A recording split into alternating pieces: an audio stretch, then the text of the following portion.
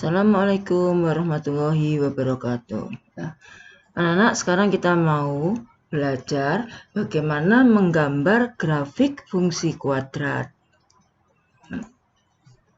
Kita lihat dulu langkah-langkah untuk menggambar grafik fungsi kuadrat.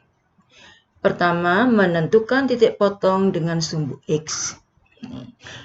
Titik potong dengan sumbu X, maka Y sama dengan 0. Kemudian yang kedua, menentukan titik potong dengan sumbu Y. Titik potong dengan sumbu Y, maka X sama dengan 0. Dan yang ketiga, menentukan nilai sumbu simetri. Kemudian yang keempat, menentukan koordinat titik puncak atau titik balik. Nah, langkah-langkah ini ya yang kita pakai nanti untuk menggambar grafik fungsi kuadrat. Yuk, sekarang kita lihat contoh yang pertama. Gambarlah sketsa grafik dari fungsi, jadi fx atau y ini sama ya, sama dengan x kuadrat dikurangi 2x kurangi 8. Saya tulis misalnya fungsinya, saya ganti y, boleh ya, y sama dengan x kuadrat, ini sama saja, dikurangi 2x dikurangi 8. Ini ya, sama. Jadi kamu tidak usah bingung, nanti kalau ada soal Y, ada soal fx. Itu adalah sama. Ya. Sekarang kita lihat berikutnya.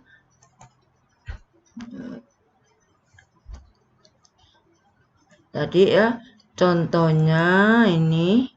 Grafik fungsi Y sama dengan X kuadrat dikurangi 2X dikurangi 8.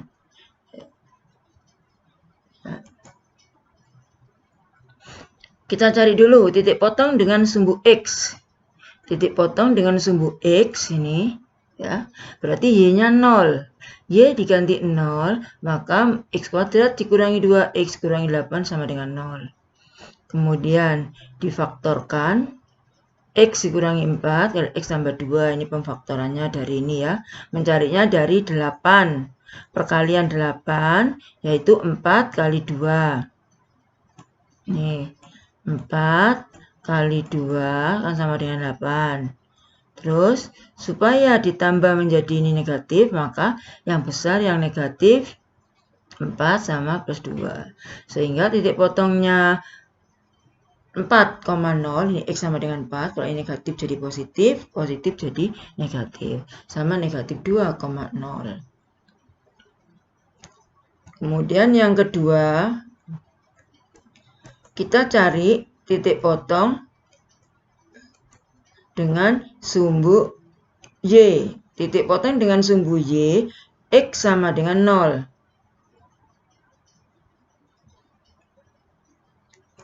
Ini ya.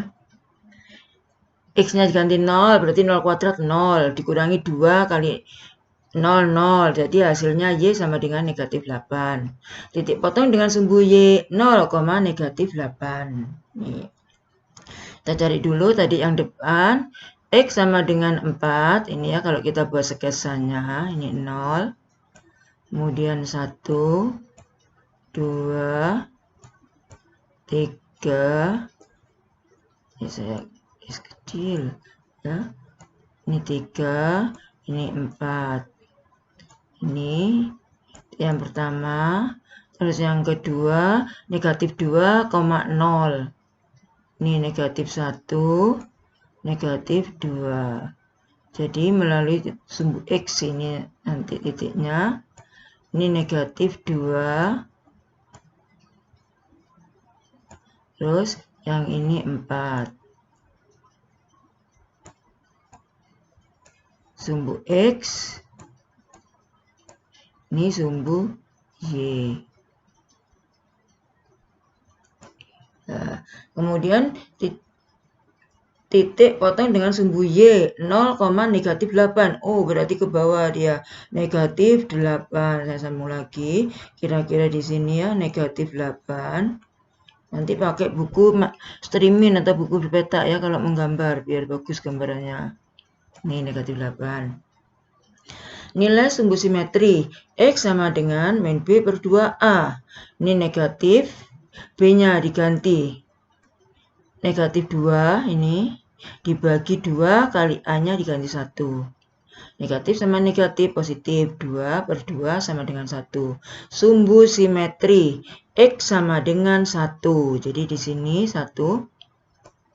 Ini sumbu simetri ya, garis persamaannya. Kemudian terus.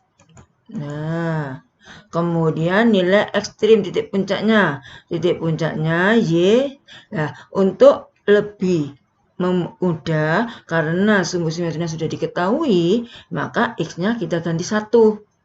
Ini 1 disubstitusi 1 kuadrat dikurangi 2 kali 1 kurangi 8. 1 dikurangi 2 kurangi 8 sama dengan negatif 9.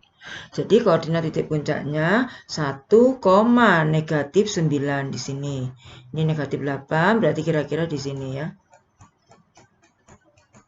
Nah, ini adalah titik balik. Nah, loh, ini kenapa Bu kok pakai substitusi? Ya ini untuk mempermudah karena X-nya nilai sumbu simetrinya sudah ketemu. Kalau seandainya mau pakai rumus B kuadrat min 4AC sama dengan, nah itu boleh ya. Silakan. Ini saya hanya mencari yang lebih mudah. Jadi kurvanya ini dari 4 dia turun, ini saya buat dari dulu ya, menghadap ke atas karena A-nya lebih besar dari 0. Dari sini terus belok dibalik sampai di sini melalui titik negatif 2. Ini negatif ya.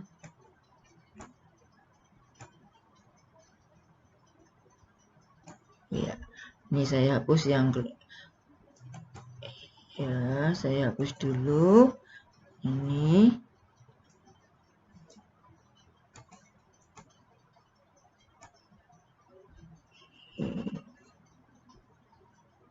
Saya ganti pensil dulu.